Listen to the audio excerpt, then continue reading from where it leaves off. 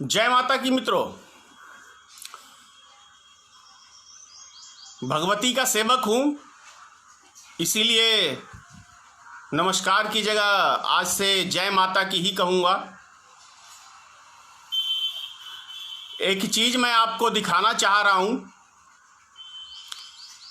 कि माननीय प्रधानमंत्री जी का एक फ़ोटो है 2018 का। इंडिया टुडे में फ्रंट पेज पे उनकी एक फ़ोटो छपी हुई है, वो मैं दिखा रहा हूँ। ज़रा इस फ़ोटो को आप ध्यान से देखें। इंडिया टुडे में है, ये मैगजीन 2018 का ये मैगजीन है, 14 फरवरी का।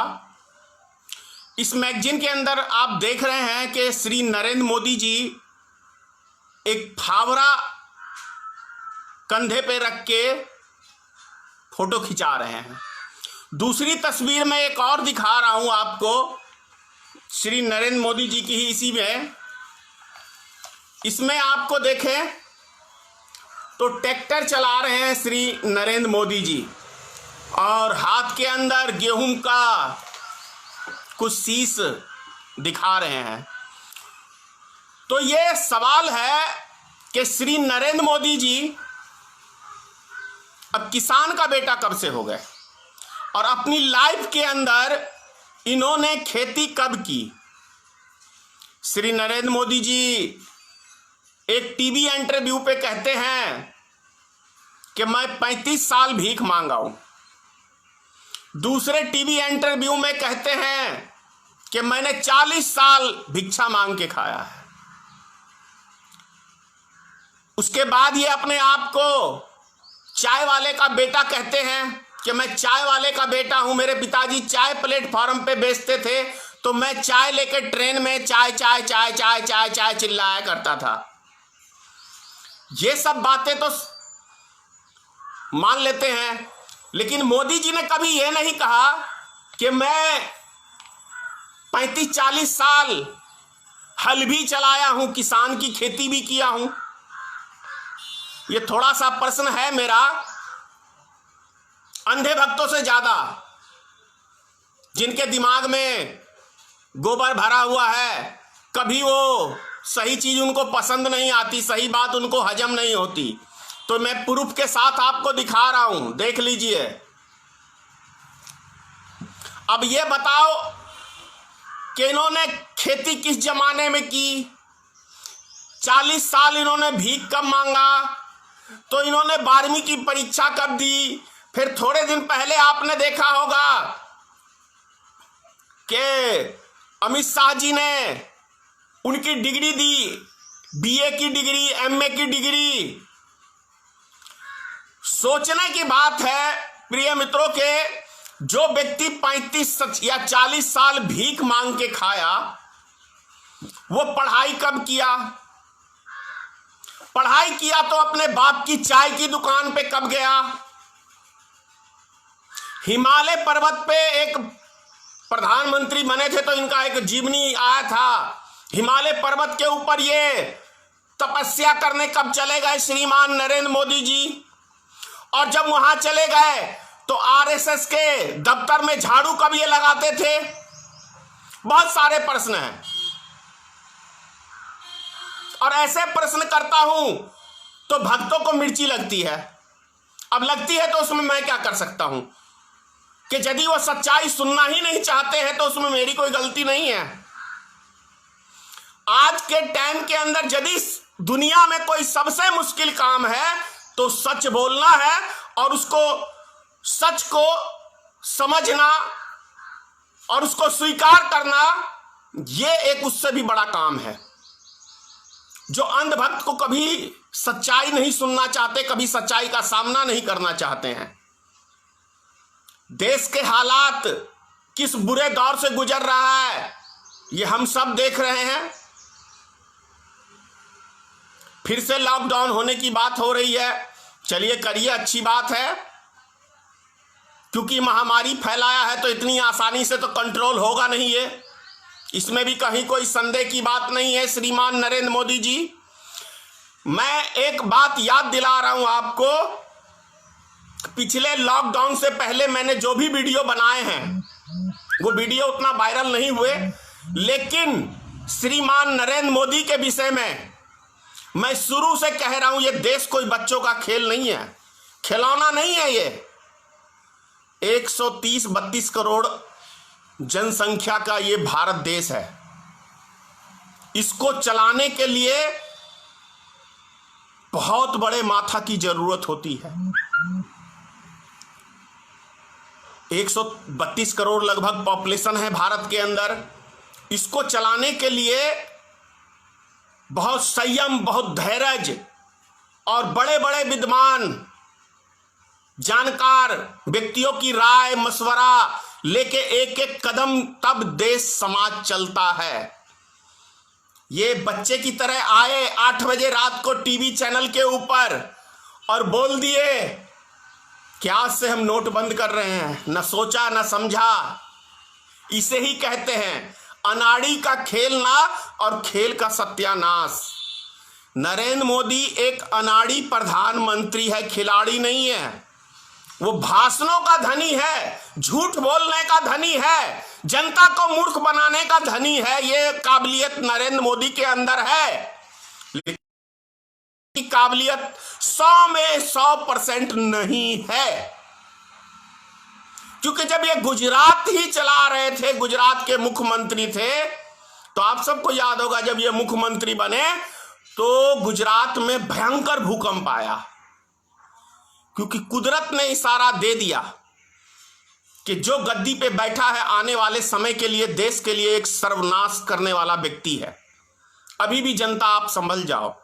और उससे भी हमारे देश की जनता ने सबक नहीं लिया। जब गुजरात के अंदर 2002 में गुजरात में दंगे कराए, महीनों भर दंगे चलते रहे, लेकिन ये महाशय दिल्ली अमित शाह और ये जश्न मनाते थे उन दंगाइयों के साथ। जैसा कि अभी आपने दिल्ली में देखा है ना कि कपिल मिश्रा और एक वो घटिया औरत 2 टके की, कैसे उसके अब शब्द हैं, उसका नाम लेना भी मैं अपनी जुबान पे उचित नहीं समझता हूं। है तो बिहार की एक कलंकनी जो बिहार के नारी का बदनाम करने में लगी हुई है। उसे मैं बिहार का एक धब्बा कहता हूं, बदनुमा दाग कहता हूं। वो अपनी राजनीतिक चमकाने के लिए ऐसे ऐसे शब्दों का इस्तेमाल करती है, देश में अशांति फैला देना चाहती है। कपिल मिश्रा जैसे उठाई गिरे नेता, इनकी बोलने की कोई शैली नहीं है। इस दल में गया तो इसका गुणगान किया, उस दल में गया तो उसका गुणगान किया। अरे भाई कपिल मिश्रा साहब, जो कोठे पे बैठी हुई होती है ना, उनका भी कुछ ईमान धर्म होता है। लेकिन नेताओं ने तो ऐसा अपना कैरेक्टर खत्म कर लिया है कि जनता का विश्वास ही नेताओं से उठता जा रहा है और उठ गया है। क्योंकि दुम हिलाना सीट पाने के लिए यह नेताओं की चाल चरित्र बन गया है। क्या क्या नहीं कहा अमित शाह ने नरेंद्र मोदी के विषय में। आज उसका देखिए Y+ की सुरक्षा दे रही है। और उससे भी बड़ी बात क्या है कि दिल्ली के दंगों का मास्टरमाइंड अमित शाह ने कपिल मिश्रा का नाम तक नहीं आने दिया। दुनिया जानती है, करोड़ों आदमियों ने वो वीडियो वायरल देखा है कि कपिल मिश्रा ने दंगा कराया, वो 2 टके की औरत ने दंगा कराया, लेकिन इनके नाम नहीं है। इसीलिए कहता हूं कि हिंदू मुसलमान की बीमारी फैला के भारतीय जनता पार्टी लोगों की लाश के ऊपर राजनीति करने का काम करती है। सत्ता प्राप्त करना बहुत आसान है, कोई बड़ी बात नहीं है। ये आपको बता दूं, सीट जीतना कोई बड़ी बात नहीं है। और धनेश्वर महतो यदि सीट का लालची होता तो सन 2000 में भाजपा को अलविदा कह दिया था, सन 2020 साल पहले। क्योंकि मैं समझ गया था कि ये बीमारी है हिंदू मुसलमान की, ये गंदगी है, गंदगी। जब ये गंदगी फैलेगी तो पूरे देश को जला के राख कर देगी, जैसा इस नरेंद्र मोदी और अमित शाह ने इस देश को जलाने का काम किया है और अभी तक जला रहे हैं। ये अभी भी सुधरे नहीं है, इनके विचार शुद्ध नहीं है, क्योंकि ये शुद्ध व्यक्ति ही नहीं है। तो शुद्ध चीजें इनके पास समझ से आएगी कहां? उठाई गिरोह की एक टीम सी बनी हुई है। उठल्लू, जितने भारत के उठल्लू हैं ना, वो सारे भारतीय जनता पार्टी में सारे उठल्लुओं को इकट्ठा कर करके पूरे देश की ऐसी तैसी, आप एक से एक नेता का इनका बयान सुन लीजिए, ऐसे ऐसे शब्द मिलेंगे जो राजनीतिक के अंदर कतई शोभा नहीं देता। देश जलाने की, समाज जलाने की बात करते हैं ये लोग, हिंदू मुसलमान की बात करते हैं, और हिंदू के अंदर भी हिंदू को लड़वाने की बात करते हैं। ये हिंदू में भी भेदभाव पैदा करते हैं। अभी गरीब मजदूरों को ही देख लो ना, भाजपा के नेता ने कीड़ा मकोड़ा कहा, मुख्यमंत्री बोलते हैं उसके कि 75% गरीब आदमी कोरोना वायरस फैला रहे हैं। लेकिन ये उठाई गिरे नेता ये नहीं बोल रहे हैं कि भैया उठाई गिरे नेता हैं ये नहीं बोलते कि हम कोरोना वायरस को अपने माथा पे बिठा के हवाई जहाज में बिठा के लाए हैं, भारत देश के अंदर वीआईपीओ को लाए हैं और हमने गरीबों में कोरोना वायरस फैलाया है। ये अपनी गलती कभी नहीं स्वीकार करते। तो ये सब चीजें हमें समझना पड़ेगा। कहां गया, मैं फिर पूछ रहा हूं, पीएम के फंड में कहां गया? पीएम के फंड में जितना चंदा आया, क्यों नहीं नरेंद्र मोदी जी हिसाब देते देश की जनता को? हर वीडियो में यह सवाल उठाता रहूंगा। देश की जनता को जानने का अधिकार है, एक एक नागरिक को जानने का अधिकार है कि पीएम केयर फंड, ये पीएम केयर जो मोदी जी का जो अकाउंट है उसके अंदर जो फंड दिया है लोगों ने, उसका हिसाब दे नरेंद्र मोदी। कहां गया वो पैसा? क्या राजस्थान की सरकार को गिराने के लिए वो पैसा इकट्ठा किया गया है, या बिहार में चुनाव में जैसे 150 करोड़ रुपए का रैली के अंदर अमित शाह ने खर्च किया, वो बेतहाशा पैसा लुटाने के लिए पैसा आपने खर्च किया है या इकट्ठा किया है? ये सब चीजों का सवाल का जवाब श्री नरेंद्र मोदी जी मांग रहा हूं, मांगता रहूंगा, और आपको देना पड़ेगा ये जवाब। नहीं देंगे तो जाएंगे सत्ता से बाहर। जनता बहुत जाग गई है, जनता समझ गई है। गरीब मजदूरों का मत लेके आप सत्ता में आए थे और गरीब मजदूरों की ऐसी तैसी करने में कोई कसर नहीं छोड़ी श्रीमान नरेंद्र मोदी जी। जान रही है गरीब आदमी, देश की जनता जान रही है। आपकी राजनीतिक की पोल पट्टी सब खुल गई है। जुमलेबाजी से आप ज्यादा दिन किसी को ठग नहीं सकते हो। आपने जैसे जुमलेबाजी की तरह झूठ पे झूठ, झूठ पे झूठ, झूठ पे झूठ भाषण में बोलते हो ना कि वो नेता देते हैं। दरअसल मोदी जी यदि कुछ बात विपक्ष के ऊपर कह रहे हो तो मैं पूरे देश की जनता को दावे से कह रहा हूं कि उस पे आप तर्क करोगे तो नरेंद्र मोदी जी का इशारा होता है कि मैं आपके साथ ऐसा व्यवहार करने वाला हूं। अभी तक के 6 साल के इतिहास में जैसा देखने को मिला है मुझे। महंगाई की बात की तो महंगाई क्या कम कर दिया मोदी ने?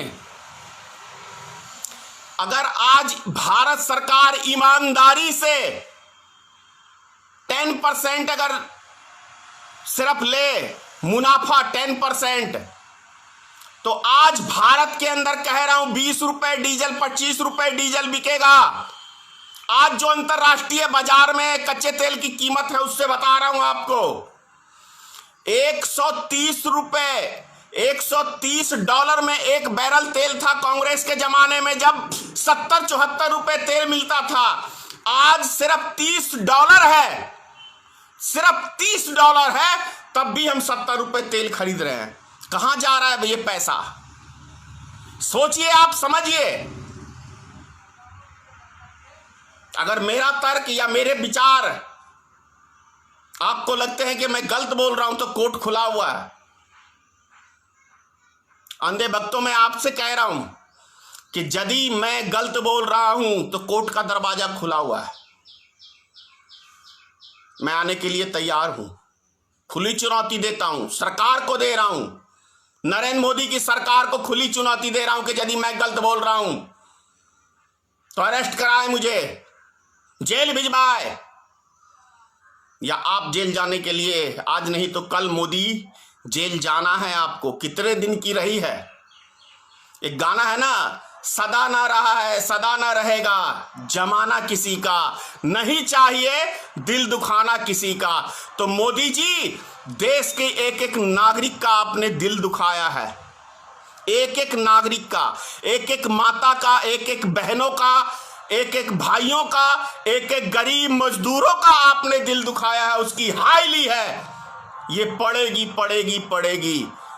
जय हिंद, जय भारतीय मित्र पार्टी, सीताराम मित्रों, जय माँ भगवती, मैं जय माँ जगदम्बा, माँ भगवती, माँ जगदम्बा, माँ दुर्गे हमारे देश की जनता पे, मासूम जनता पे माता अपनी कृपा बनाए रखना। जय हिंद।